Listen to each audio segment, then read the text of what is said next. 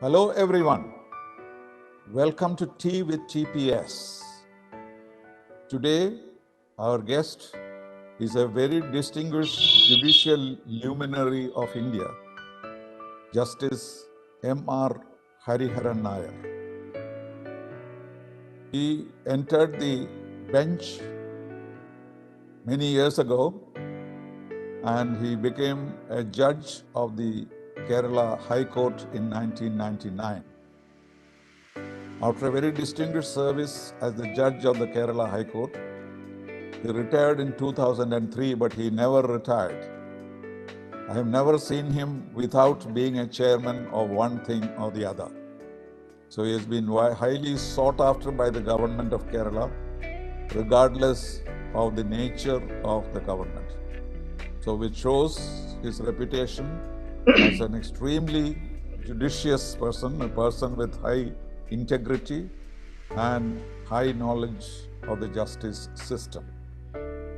Whenever there is something to be important to be investigated, important thing to be studied, recommendations to be made, the Kerala government always looks for Justice Hariharan Nair.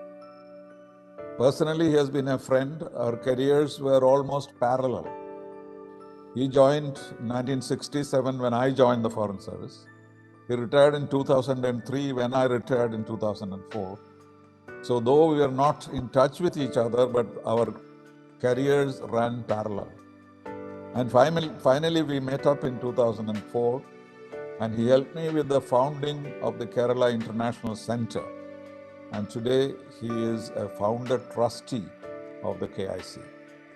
So he, together with Ambassador KPS Menon and Ambassador Thomas Abraham, gave me guidance, and Justice Hariharan Nair's role was to make sure that we were legally perfect in our setting up of the Kerala International Center. So I'm very much indebted to him. I'm very grateful to him for joining us today for a free discussion on some of the work that he has done and also some aspects of his views on what India is today. Thank you and welcome, Justice Hariharan Nair. Thank you, Mr. Srinivasan, for the good words spoken about me. Yes. Well, so let us start with your own assessment of your career. Of course, your book is called the Niti Parvam, which means it is a chapter of justice. But actually, your whole life is a chapter of justice. All through, you did only that. And therefore, there is no other Parvam. It is all Niti Parvam right from the beginning till today. So how do you assess that? What is your own assessment of your contribution to the justice system in Kerala and in India? I'll start with my present work. And to answer your last mention, I am satisfied with my life, with my career too. It's rewarding in every respect. I am chairing the Kerala State Commission for the Economically Backward Class among forward communities, a statutory commission. And you have the decision has just been taken by the Kerala government, right? On base of your recommendation. Not exactly. There was another commission also headed by my friend Mr. Shashidharan Nair, former law secretary. It was he who shaped the modalities for a grant of the benefits. And so your work is not over yet. Your work is not over yet. This is a permanent commission. After 3 years, I retire somebody else because the nature of work is like that. The framework is like that. The permanent commission will go on studying the backwardness and make timely recommendations to the government from periodically. So it is unlike the commissions can be in very many ways. For a small inquiry commissions with 6 months, 1 year, like that.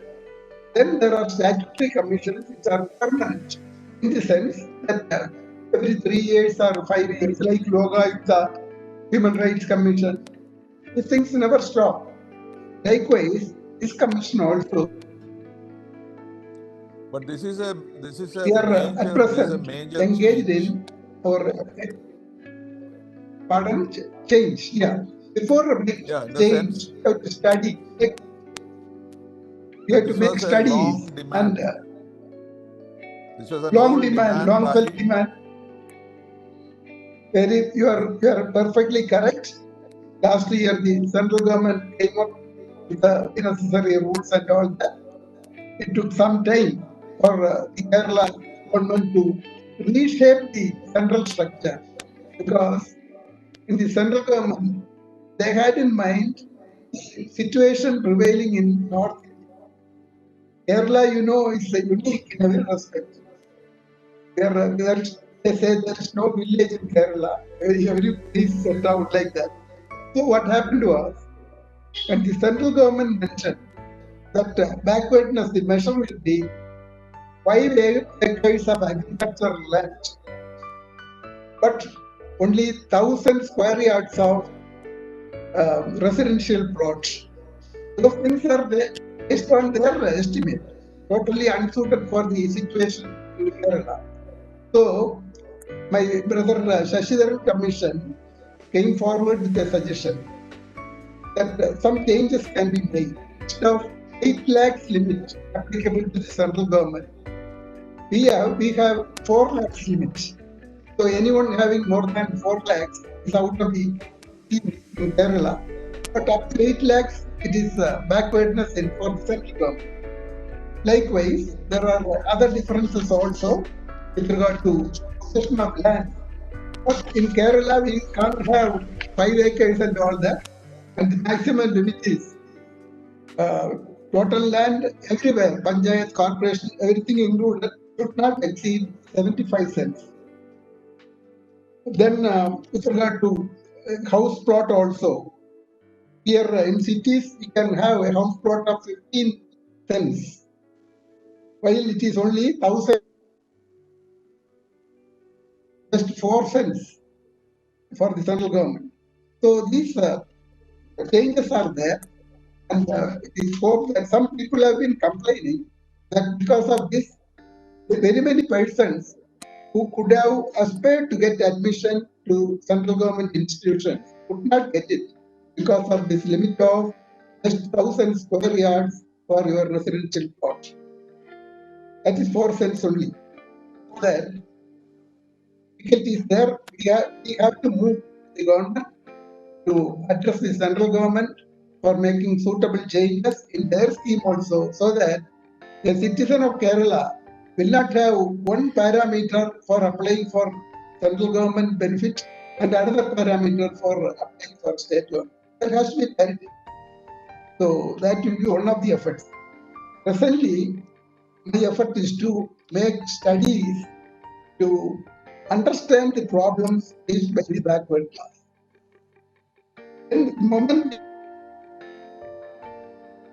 we just cling on to, we just get clicked to that 10% for educational benefits, 10% for employment. But who can get that? Only people having children up to say 35 years. After that, your entry into government service or other public sector is stopped. Likewise, after say 25 years or 30 years, your educational requirement also is gone. Your children grow up and they do their own work and all that. So that this benefit of 10%, whether it be for education or for employment, can benefit only a certain class, person of a certain age. But for the old, the problems are very many otherwise. Not because of the fact that children are unemployed or not getting educated, etc., but because of some persons may not have a roof at all. Some persons may not have a job to earn some essential income. So multifarious problems are there, which we can study only if we go to them. For that, we have prepared a questionnaire with the help of experts in Rajagiri and Loyola social science departments. They have helped us. So the questionnaire is ready. Then we have to send some persons to make the actual census, socio-economic census. For that, they say an app is required.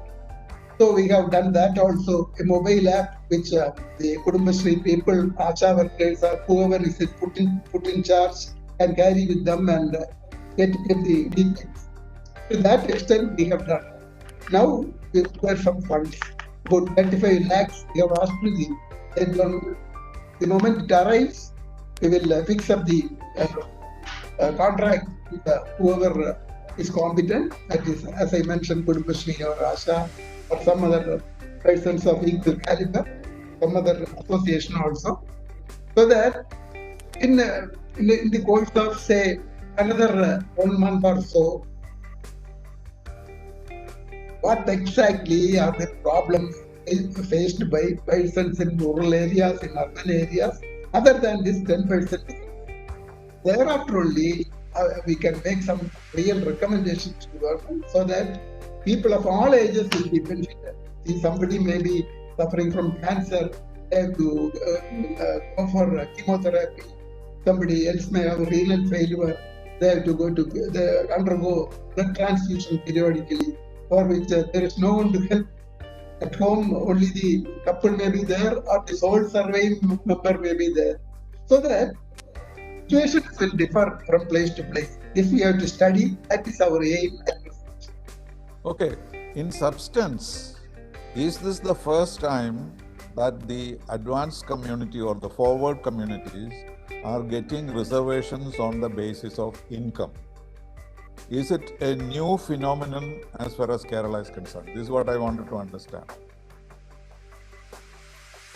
Certainly so. Certainly so. Not merely in Kerala, the entire country. Cost, right?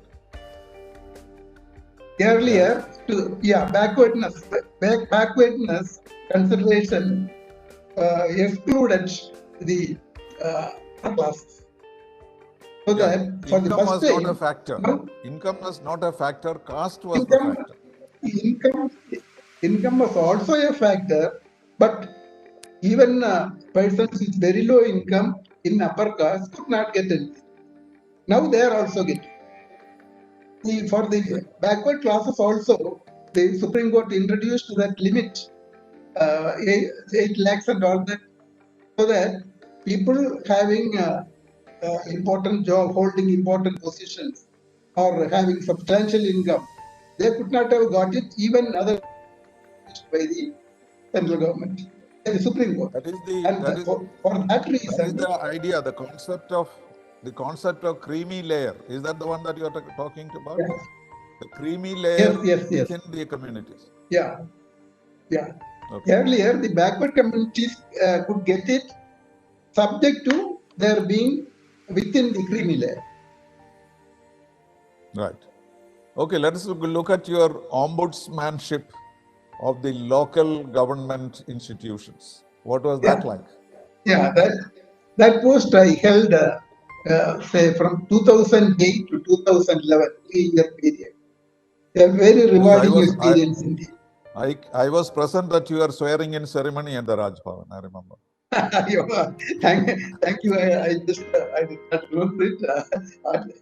I was sworn in by the governor of Kerala in Raj Bhavan.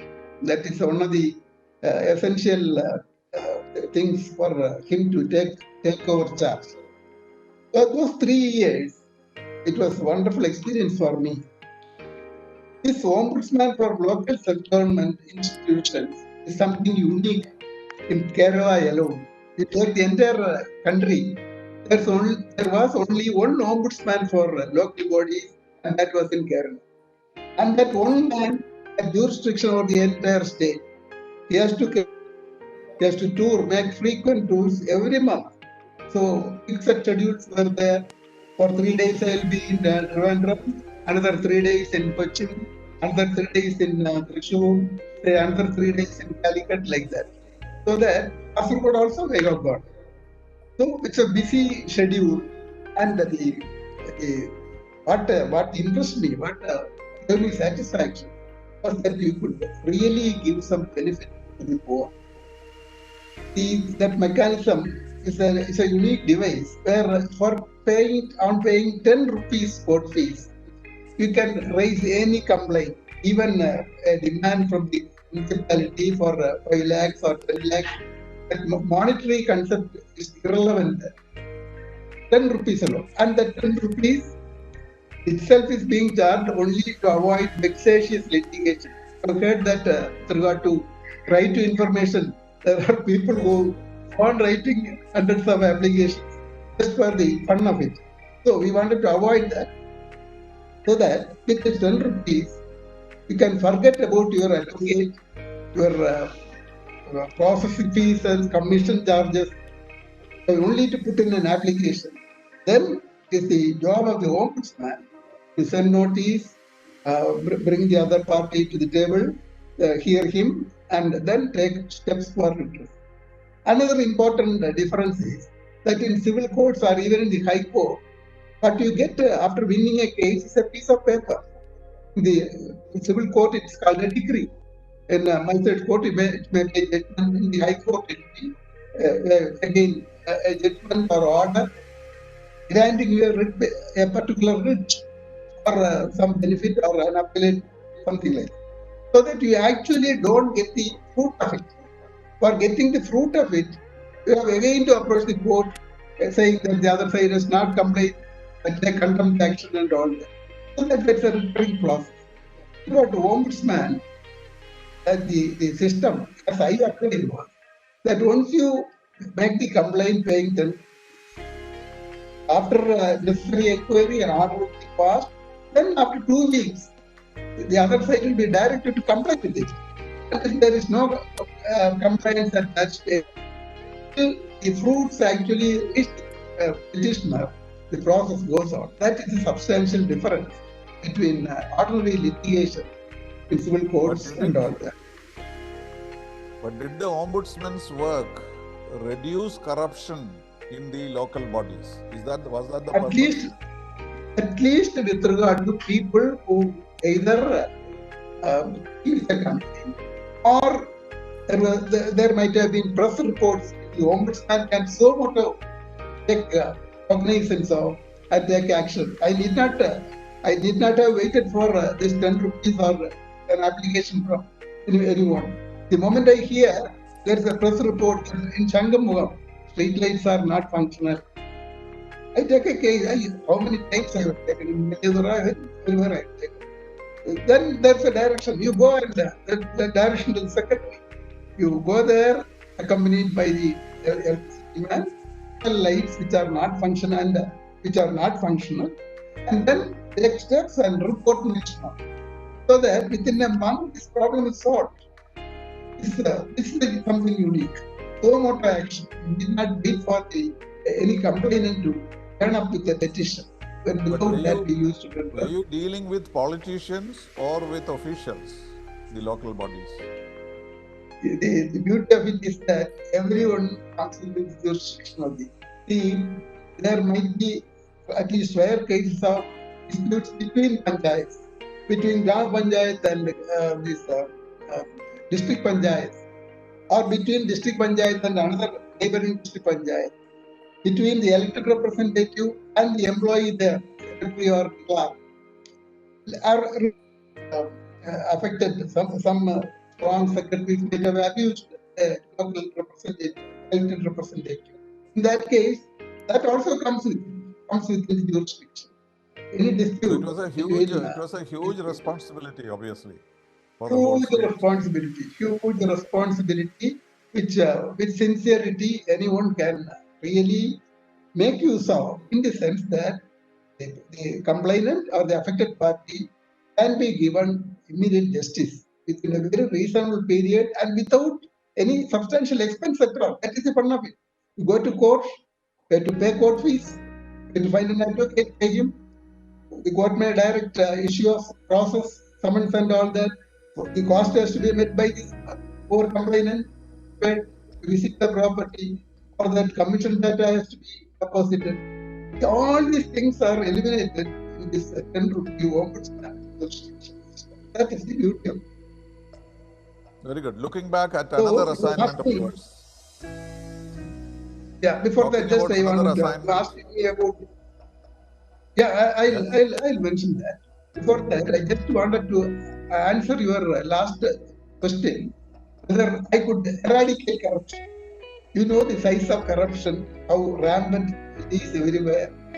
So at least with regard to instances where it came to my notice, either through a complaint or through a press report or from any other source, I could do something.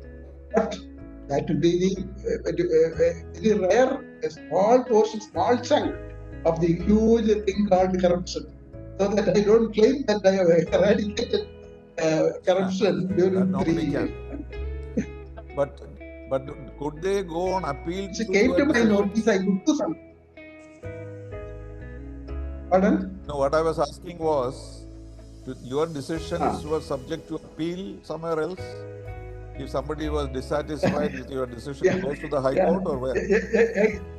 Again, it's unique in the sense that there is no appeal or revision. Ombudsman's word is final. It can't be changed even by the government. But then, just like you can challenge the order of the President of India or the government, writ petition will lie. Writ petitioner with limited scope. That any order passed by any constitutional authority can be challenged. That's through writ petition by the High Court or the Supreme Court. Otherwise than this particular mechanism, there is no appeal or revision. Ombudsman order has to be implemented. Then What you about asked me the about other assignment? The other assignment you had, fishermen's debts. How was that done? fishermen's debt. That was based on that tsunami. In consequence of tsunami, so many fishermen lost their boats, their means of livelihood was gone, even their houses were eradicated due to flooding water and all that, and sea erosion. So many problems were there. So that whoever had taken loans from banks or cooperative societies or any other lending institution, they had no means to repay, and they were in debt trap. To help them, government came forward. If you are a fisherman and you are in debt, apply to the Fisherman Debt Relief Commission. The commission will consider your eligibility, and for deciding eligibility, of course, the loan must have been taken for some genuine use, not for luxury purposes. But then again, you have to be a fisherman.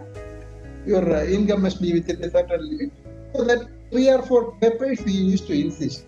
One a certificate from the bank stating that the particular amount was granted on particular date. That is, government has fixed the dates up to which the commission could give redress. So before that, I think it was 2008 or something. And that is over. And that phase is over. That work is over. That phase is over. I need only mention that during my period, about 120 crores of rupees were given as benefits. I see. That authority to give that, hand over that benefit to the poor. So that is the jurisdiction of Fishermen Debt Relief Commission. It is still functional, but then it may be wound up very shortly because all those cases would be disposed of in a very short time. Unless there is some other calamity. How about this accident in Sabarimala which you dealt with? What was that experience like? Pullumeda disaster happened on 14th January 2011 when people standing at Pullumeda, it's also called another name also. And at that particular place, you can view the Magara Jyoti coming up. Magara Vilakku. You can see that because it's a hillock and it's not very far from Sabarimala and the place where this Magara Jyoti appears. So that people used to the location is not near Pampa or anything, it is the other side of Sabarimala. So that people from Andhra, Karnataka, Chennai, Tamil Nadu, those people come through Theni, Munnar, like that. Sorry, Thekadi. And they come to a place called Kozhikode and reach this place. So what happened to us? On the 14th January, this particular year, 2011, due to these astrological factors and all that, there was some delay. And by the time this Jyoti came up, it was dark. And the whole area was plunged in darkness. There is no electricity or anything there. And everyone was in a rush to catch their waiting vehicles. All of them came to, they were concentrating on this exit point. But there was some difficulty. And there was only about 10 feet distance between two rows of shops at this particular point. So people coming from a very large area, they converged in this portion, and there was a huge rush of people. In the process, somebody happened to, out of sheer necessity, they trespassed into the neighboring shops and all that. The people there also behaved badly. To cut it short, in the course of the rush, one person fell down. And in such cases, if one man falls down, then a man behind tramples upon him.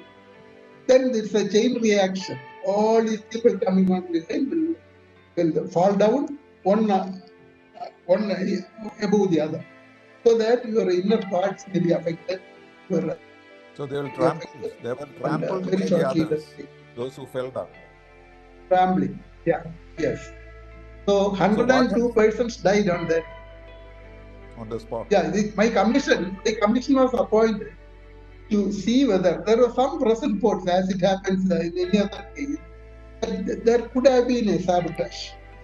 This should have been planned by some terrorist group or whoever was interested in it. Now some action has been taken to prevent such accidents in the future. Yeah, unlike you, normally people say commissions are a waste of money, they won't give their report. Even if they report, government will not take any action. This is an exception. I gave my report in 8 months. I was appointed in July or so, and within 9 months I have given my report. And that was implemented even before the final report, they started implementing. That government in power was so anxious that after about 1 month, I gave an interim report because the next season was there should not be such things will not happen anymore in that area. So now you are sure that such things will not happen. In that place, it just nothing like that has happened ever since 2011. 9 years have passed by, and so many directions were given. One of them being that instead of people concentrating in this murder, there are equally visible areas nearby. I name Panjali murder, Kalkumbara and all. So with little development in those areas, development of widening of road, then creation of diverted in 3 places. Instead of concentrating on one place, they are going to 3 places. Then the important thing was closing down of a road. A forest road was there with minimum width and all that. It was constructed for taking bamboos for the factory in Calicut. And after that road was not closed down, and people used to reach up to Pullumeda in their own vehicles. So, in the short width of the road, because of the short width, there was difficulty. Even ambulance could not reach there. So that those things had to be stopped.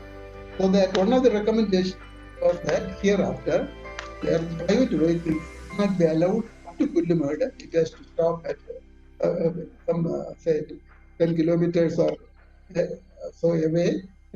So that such changes were there. A lot of recommendations were there. Most of them have been implemented.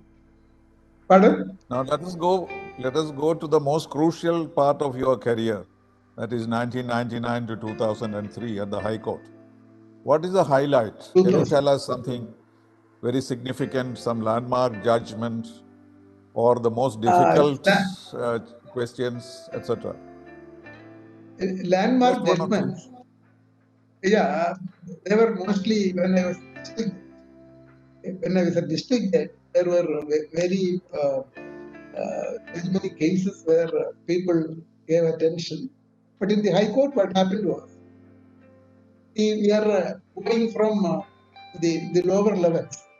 We have lot of experience in the matter of trial, examination of witness and all that.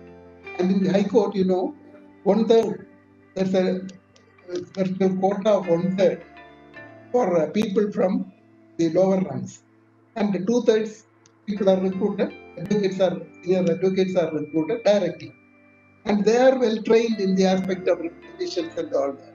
So that normally the Chief Justice, what we see, if in the writ jurisdiction and all that, people coming from the bar are sent. And where trial has to take place or criminal cases have to be handled. There only is 1/3 But you people. dealt with Normally, criminal cases and civil cases. Did you have criminal cases and civil cases, or? yeah, in every quarter or so, jurisdiction will be changed. There is no permanent demand for any particular jurisdiction. After 3 months, for 3 months, I spoke of civil division petition. And next 3 months, I'm asked to deal with the criminal cases. And then some appeals, another term for hearing appeals and all. So that it changed very frequently. So my mostly I was doing case appeals under the narcotic drugs and psychotropic substances. Exclusive, I alone was handling that for a long time. And my judgments used to fill the pages of Kerala law types and all that in those periods. Then so much of time was taken. There is one judge in charge of trial of election disputes. In the case of elections to Legislative Assembly and the Parliament, it is only the High Court which has jurisdiction to deal with disputes related to elections. And I was the judge put in charge so that all the petitions that come up in the matter of elections will have to be dealt with. Even large number of witnesses had to be examined. And but did you disqualify anyone? No. Okay. I did not disqualify anyone. See, in election matters, the jurisdiction, the limit is very, very certain. So much of technicalities and just like they say, the benefit of doubt goes to the accused and all that. Not that principle, but generally for minor things and all that, there may be many instances where some lay down the law. That only when there is concrete evidence and substantial erosion of the laws and all that, we can interfere. And in this election matter, the judge can make sittings anywhere. And High Court sat at Vanjur District Court for about 2-3 weeks to try a case of election between Mangod Radhakrishnan and Palod Ravi. Palod Ravi was the defeated candidate. Mangod Radhakrishnan.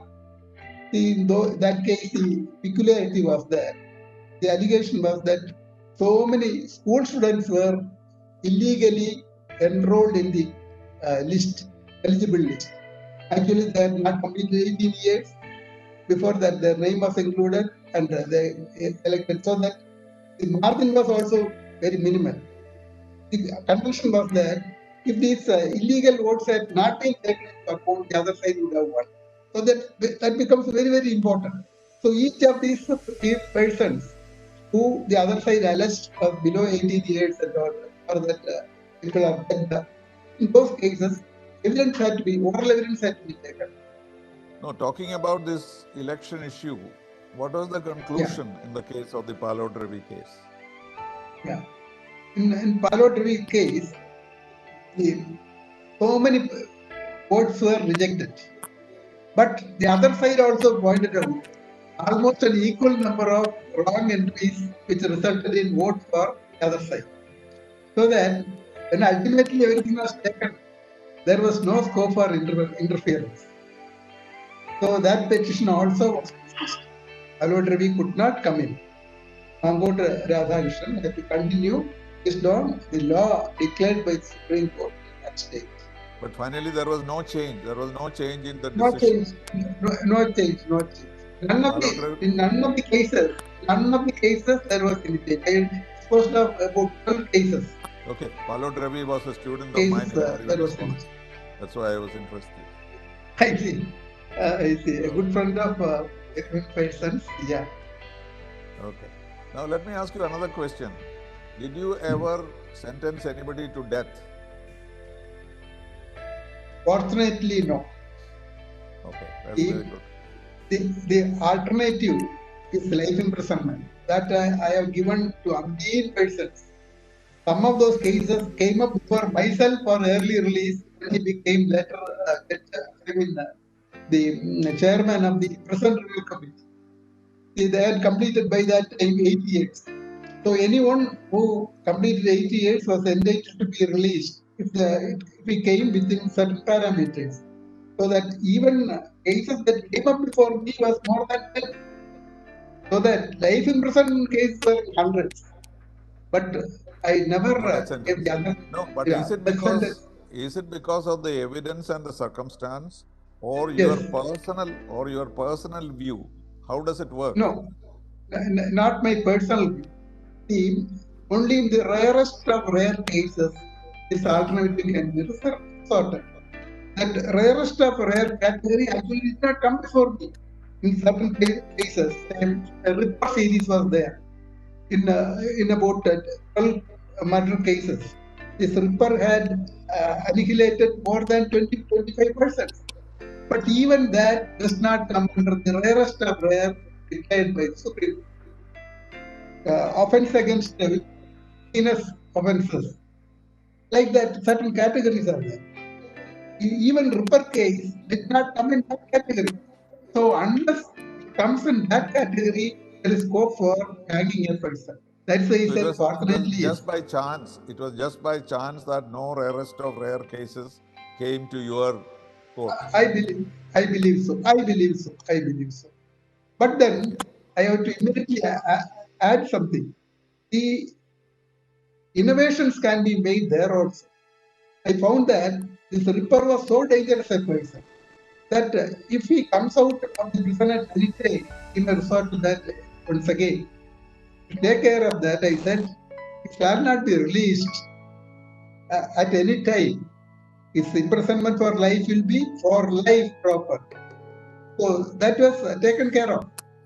In many cases, this particular resort itself may be sufficient to do justice.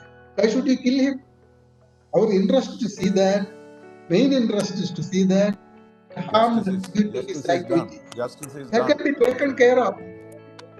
Yeah, that can be taken care of by putting him behind bars for until list of imprisonment for life itself. That's why I said. Okay, next question. In the US Supreme Court and others, judges are identified with certain policies and even political considerations. Like, for example, now they say the Supreme Court in the United States is the majority are of Republican tendencies, conservative people. So does such a thing exist in India? No. You are all the same. You are not. No judge is considered to be friendly to the government or unfriendly to the government. There may be cases where people believe so, but the difference is that in India, appointments are not made on a political basis. The Supreme Court has been very firm that it is only the collegium that can select judges. The beauty of it is that there are two sides for anything. The beauty of this collegium system is that the elimination of politics in political influence is taken away, so that the people who come to the bench are not subject to any politician. He does not owe anything to him. He was selected by the court, the collegium. His allegiance is to that only. to the constitution, to the oath that he took, not to any politician. Okay, In another the United question. States, it is not like Another that. question. Hmm. May I ask you another question? When you Yeah, are please. considering a case which is of general interest and newspapers report and so on, are you ever influenced by the discussions on television or stories being written? How do you ignore it? Because it is being done all the time, maybe more than what you are doing. It comes to your attention. Then how do you deal with it? We just take it that press reports is not piece of evidence to be accepted. They may write for so many reasons. The Supreme Court has laid down that press reports does not form part of evidence. So that what the witness speaks in court under oath alone is evidence. And we are trained in such a way that we will give value only for that. But then there may be rare cases where take into account the public opinion if it is unanimous. One such case is the Delhi girls case, where the national outcry was so much that even law was changed, providing for heavier punishment than reducing the age up to which one can claim exemption and all that. So that when the press is unanimous with regard to certain aspects, not whether one person is guilty or not, there we don't take it to account. But general matters like inadequacy of punishment, like that, if such things are reported, definitely it may be taken into account while molding the relief, the punishment that is to be given. So other than that, public opinion can play a role in certain cases. certain very exceptional matters like change of law, the discretion to give a wide range of punishment, choosing the particular period and all that. There, this may be in rare cases it may be taken into account. Okay, let me come to the final question because we are running out of time. Are you satisfied with the functioning of the judiciary at this time? Now that you are not right in the court, but there are complaints about corruption, there are complaints about being loyal to the government. So this is the last resort for humanity, for people. Judiciary is the last resort. And if there the procedures are wrong, if there is corruption, if there is favoritism, if there is nepotism, that means people lose faith in the ultimate resort that they have. So what is your frank opinion about the functioning of the judiciary at this particular time? Can it be improved? Kerala has the unique reputation of being above such allegations when compared to other high courts. Our Kerala High Court is supposed to be a model, whether it is in the matter of number of cases disposed of, whether in the matter of say allegations, anything. But then, if a person is at least 1% corrupt, he has no right to be in the judiciary any further. He has to be removed. But then the process of impeachment is very complex. There has been no judge impeached and cases reached up to the last stage, but then at that stage, either that person resigned or something else happened. So that is a very complex mechanism. But then I agree with you that if a person is has any reputation of being corrupt, not reputation, if he is corrupt, he has no right to continue in the judiciary. Then the other aspect you asked was whether the system needs change. I feel that the system is outdated. So many reforms are necessary. I'll start with Rajiv Gandhi. I had attended a meeting convened by the at the instance of the government, a conference, All India Conference of Judicial Officers, where at Vijayan Bhavan, Rajiv Gandhi personally took hands with each of the delegates, and in his speech he said, "We are going to face the election. I am convinced to be remolded. So substantial reforms will be required. I take this opportunity as one for exchange of ideas in this matter. And soon after the election, if we come back to power, first thing in the agenda will be the reforms in the judicial system. Unfortunately, at Perumbudur, that hope is dead. Yeah. So that even that was the first time when somebody clearly spoke of need for judicial reform. There have been ever so many recommendations, reports pointing out inadequacies. Law Commission gives it periodically. Then our own reputed former Chief Justice Malimat, gave a wonderful report giving so many substantial suggestions for reforms. The late Dr. N.R. Madhav gave his report. Our late beloved Justice V.R. Krishnaiyer in Kerala gave some a commission report suggesting reforms. Unfortunately, this never happened. See the criminal system, so many people are getting acquitted. The conviction is low. Why so? One reason is that Justice Malimat pointed out that because we have a system of proof beyond reasonable doubt, and the entire burden the accused just stands or sits there watching the front.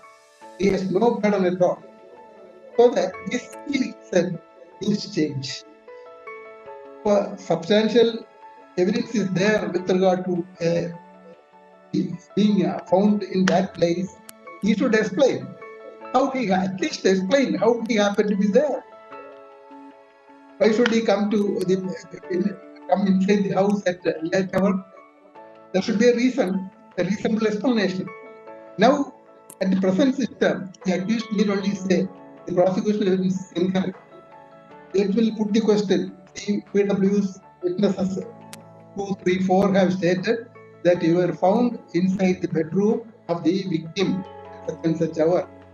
What do you say? That is incorrect. That is incorrect. 3 words is his answer. So that Justice Malimat said, something more is required. Where were you at that time? If you were not here, where were you? Such questions may arise. And instead of the proof beyond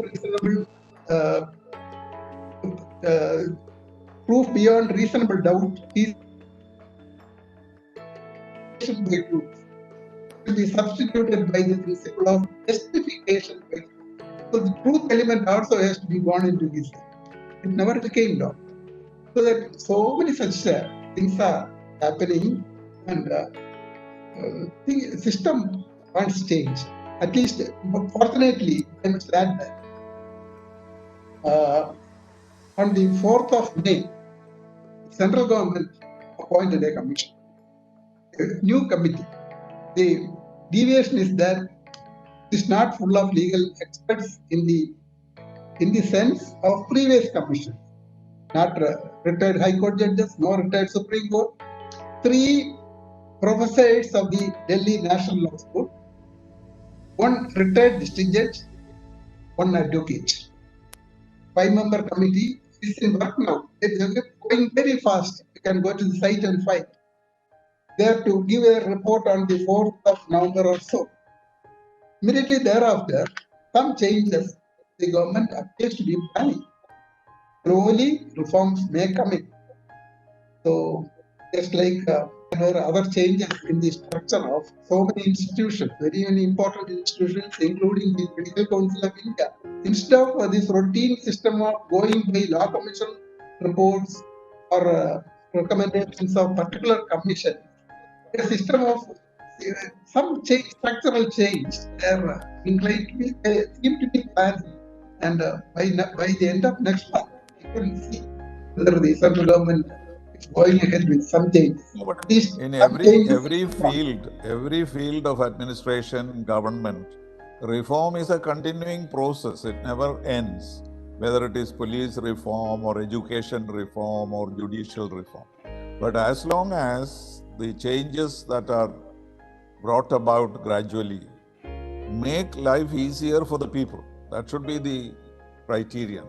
And therefore, there is no harm in the thing getting prolonged, but the direction should be that every iota of doubt about the integrity of the judicial system or of the integrity of the judges concerned, that has to be removed completely.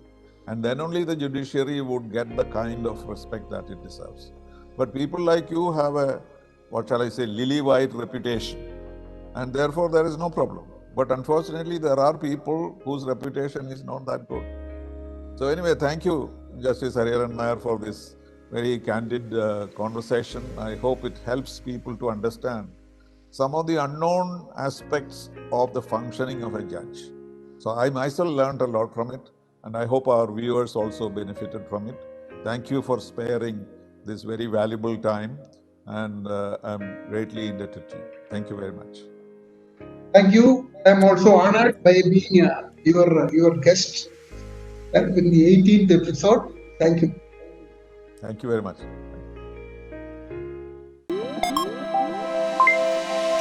Thank you.